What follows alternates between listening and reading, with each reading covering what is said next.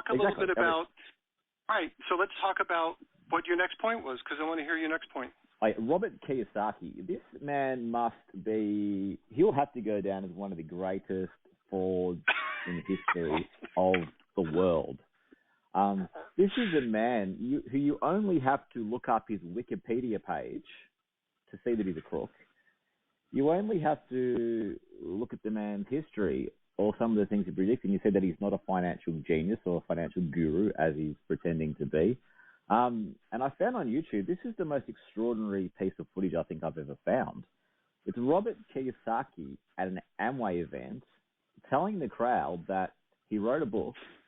The book was failing badly. He'd sent this book to all the publishers. The publishers had rejected it, just flat out rejected it. He couldn't sell this book. This book only became big because an Amway man bought 12 copies and then made this book explode by sticking it onto the Amway book list.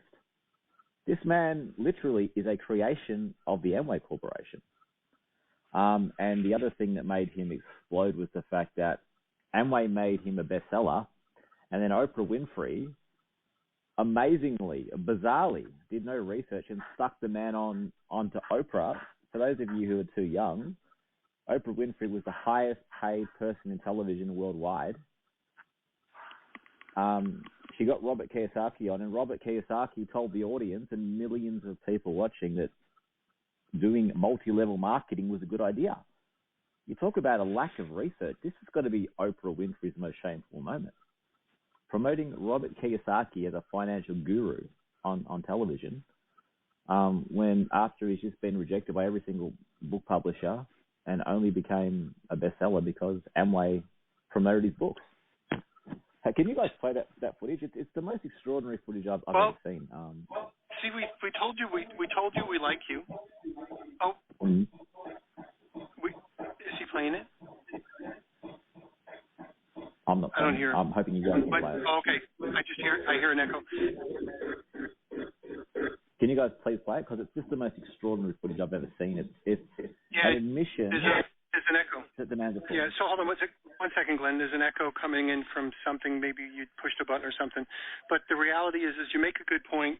I know somebody who worked for Robert Kiyosaki, and he said basically that Robert Kiyosaki hated MLM until they figured out how many books they sell.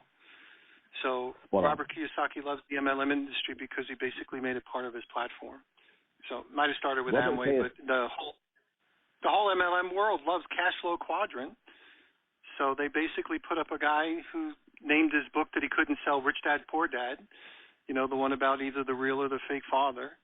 And that's the one that they basically propped up, and a lot of people use it for perpetuating their MLM business. So I'll tell you what, it's scary for America, though, that Robert Kiyosaki is working and doing interviews with Donald Trump. I'm not even going to say whether I like Donald Trump or not, but the fact that a president of the United States is calling Robert Kiyosaki a guru and a genius and doing interviews with him, that is scary.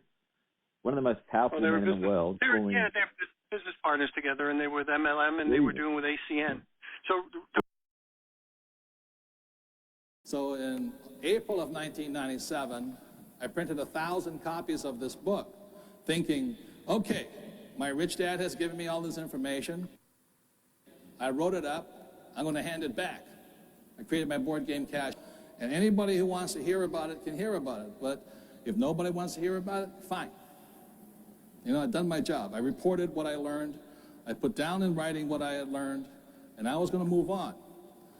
So then after April, we sent out copies to every book, like all the big publishers and every distributor and bookstores, and they all sent the book back that said, nice book, but we're not interested.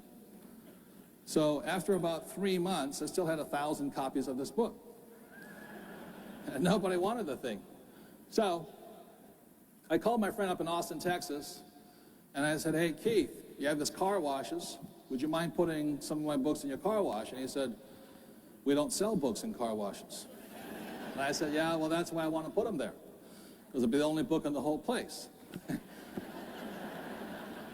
And he says, I'll take 12 books on consignment. If they don't sell, you get them back. I said, yeah, okay, no problem.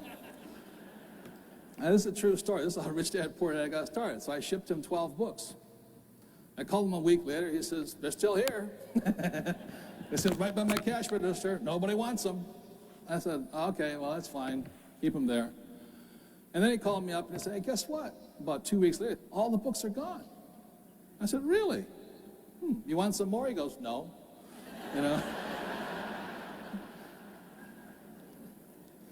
So then the time goes on and on and on. So now it was published in April. It's now about August. You know, nobody wants the book. I get this phone call, and the guy from hello. I said, hello? He says, my name is Bill Galvin from Dallas, Texas. You know? I said, how you doing, Bill? He says, good book you got there. I said, oh, you the guy that bought it? He says, yeah, I got all 12 copies now. I said, really? Really? Oh, I appreciate it. Why'd you buy 12 copies? He says, well, how many copies you got left? I said, 1,000 minus 12. And he says, I'll take them. I said, you'll take them, all 1,000? And he goes, yeah. So who are you? He says, I told you, my name is Bill Galvin from Dallas, Texas. I said, yeah, but why do you want 1,000 copies? He says, because I'm a diamond with the Amway organization. I went, oh, I got it, you know. And ladies and gentlemen, that's how this book got started. So I'm here to say thank you all very much.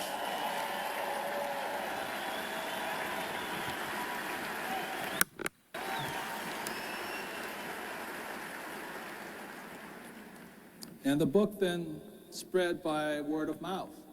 It just spread and spread and spread. We kept hearing from you and things like this. And so around, I think, December of '97, Bill invited me over to come to one of his retreats. And over there, for the very first time, I actually got to meet some of you. I met Diamond C.L. Foster and Lennon Ledbetter. And all of a sudden, I began to realize that you guys were onto something. I said, this is quite interesting. And then about half a year later, in 1998, 2 years ago, right here in St. Louis, I spoke for the first time at your free enterprise. And that's when I met Dexter and Bertie Yeager. And I didn't say much, and he didn't. Old Dex didn't say much. Donald Trump's made a lot of mistakes. Donald Trump's made a lot of mistakes along the way as well. Trump University. You know, Kiyosaki went bankrupt several times as well. So these guys are basically promoters and not necessarily good promoters. So Trump and Trump University was a blemish and probably a bad thing. Him working with ACN, he basically did it just for the money. And then the idea that he did, and you know, the money and also the recognition, and the whole thing with Kiyosaki is he's been basically somebody who's gotten away with lying for super duper long term. So yeah, so you hit it right there.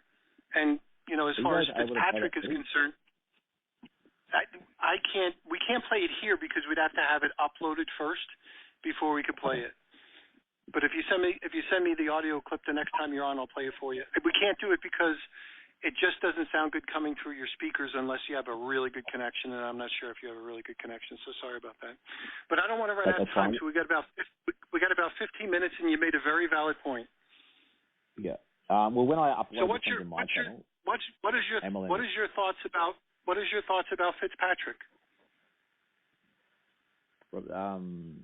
Ponzinomics. Robert Fitzpatrick. Yeah. What's your thoughts about him? I've watched his